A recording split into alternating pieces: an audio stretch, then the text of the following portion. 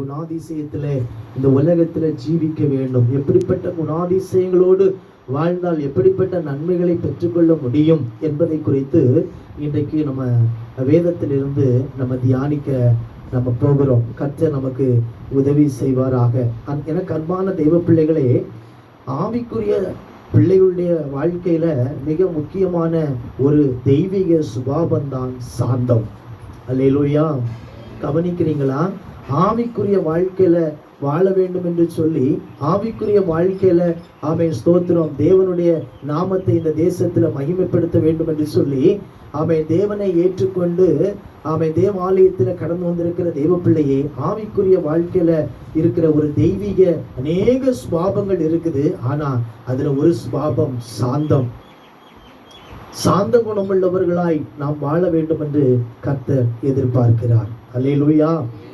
ஆமென் ஸ்தோத்திரம். மனிதர்களுக்கு இருக்க வேண்டிய, ஆண்டவருடைய பிள்ளைகளுக்கு இருக்க வேண்டிய ஒரு அநேக நல்ல பண்புகள் இருக்குது. அதுல ஒரே ஒரு முக்கியமான ஒரு பண்பு சாந்தம்.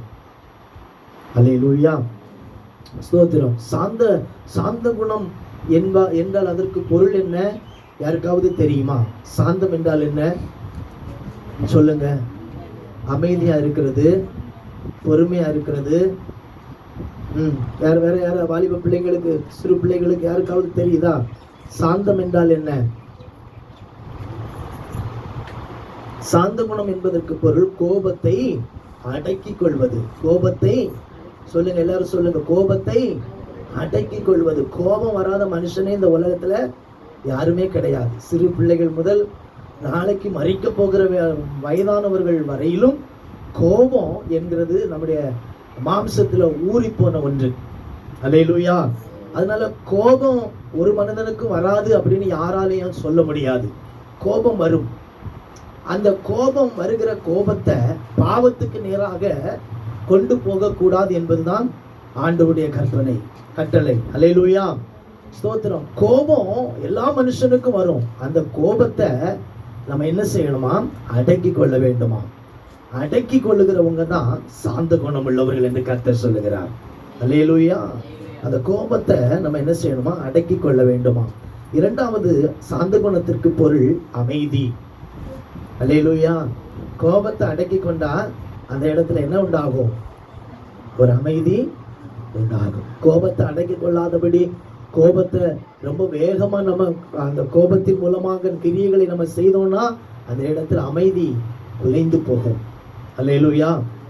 நீங்களும் நானும் வாழுகிற நம்முடைய வீடு, நம்முடைய சமுதாயம் எப்படி இருக்கணும்? அமைதல் உள்ளதா இருக்கணும். அதை ஆண்டவர் எதிர்பார்க்கிறார். அல்லேலூயா. நம்ம அமைதல் உள்ளவர்களாய் வாழ வேண்டுமானால் நாம் எப்படி இருக்கணுமா?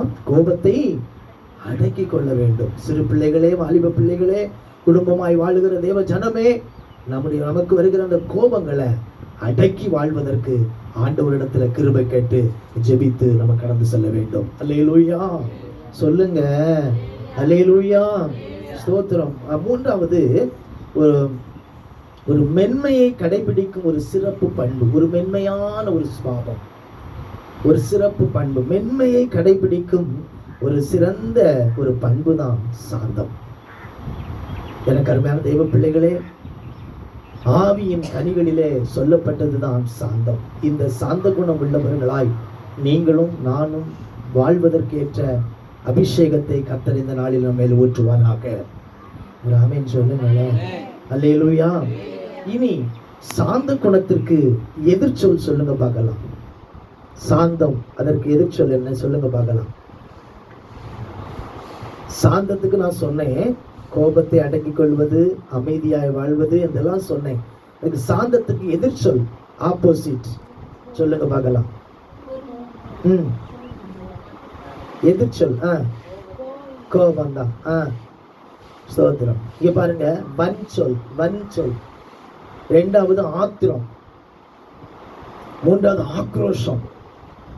சாந்தத்துக்கு எதிர்மறையான எதிர்ச்சொல் ஆத்திரம் வருதா? நம்ம நினைக்கும் போது நம்ம நினைக்கிற காரியம் நடக்கல, நம்ம எதிர்பார்த்த காரியத்தின்படி அவங்க செயல்படல அப்படிங்கிற ஒரு ஆத்திரம், அதுதான் நம்முடைய வீட்டை குழப்பத்துக்கு நேராக நடத்துறது. அந்த ஆத்திர குணம். வன்சொல், கடுமையான சொல். அல்லேலூயா. கடுமையான சொல், இதெல்லாம் சாந்தத்துக்கு எதிர்ச்சொல். நம்ம அந்த அப்படிப்பட்ட குணமுள்ளவர்களாய் ஜீவிக்கிறோமா? கடுமையான சொல், மற்றவர்களுடைய இருதயங்களை வேதனைப்படுத்தும்படி நம்ம பேசுகிற வார்த்தைகள் எல்லாம் வன்சொல் என்று வேதம் சொல்லுகிறது. அல்லேலூயா. ஆத்திரப்படுகிறது. கொஞ்சம் பொறுமையா இருப்போம்னு சொல்லி எத்தனையோ ஆலோசனைகளை நம்ம கேட்கிறோம். ஒரு பிரச்சனை வரும்போது கொஞ்சம் அமைதலா இருங்க, ஆத்திரப்படாதீங்க அப்படின்லாம் நம்ம சொல்லி தேவ ஆலோசனை கேட்டு பெற்றுக்கொண்டு கடந்து செல்கிறோம். ஆனா நம்ம அதிக நேரங்களில நம்ம நினைக்கிற காரியங்கள் நடக்காவிட்டால், நமக்கு எதிராக சூழ்நிலைகள் வரும்போது நம்ம அதிகமாக ஆத்திரப்படுறோம். அந்த ஆத்திரப்படுகிறதுனால நம்முடைய வாழ்க்கையில் அநேக சமாதானத்தை இழந்து போகிறோம். அல்லேலூயா. அமைதலை இழந்து போகிறோம். நிம்மதியான ஒரு ஜீவிதத்தை நம்ம இழந்து போகிறோம். அதனால சத்துரு நம்முடைய குடும்பத்துல ஜெயம் எடுக்கிறான், நம்முடைய வாழ்க்கையில தோல்வியை கொண்டு வருகிறான், நம்முடைய வாழ்க்கையில வியாதியை கொண்டு வருகிறான், நம்முடைய வாழ்க்கையில நிம்மதியில்லாத ஒரு சூழ்நிலையை கொண்டு வந்து நம்மை அனுதினமும் வேதனைப்படுத்தி கொண்டிருக்கிறான்.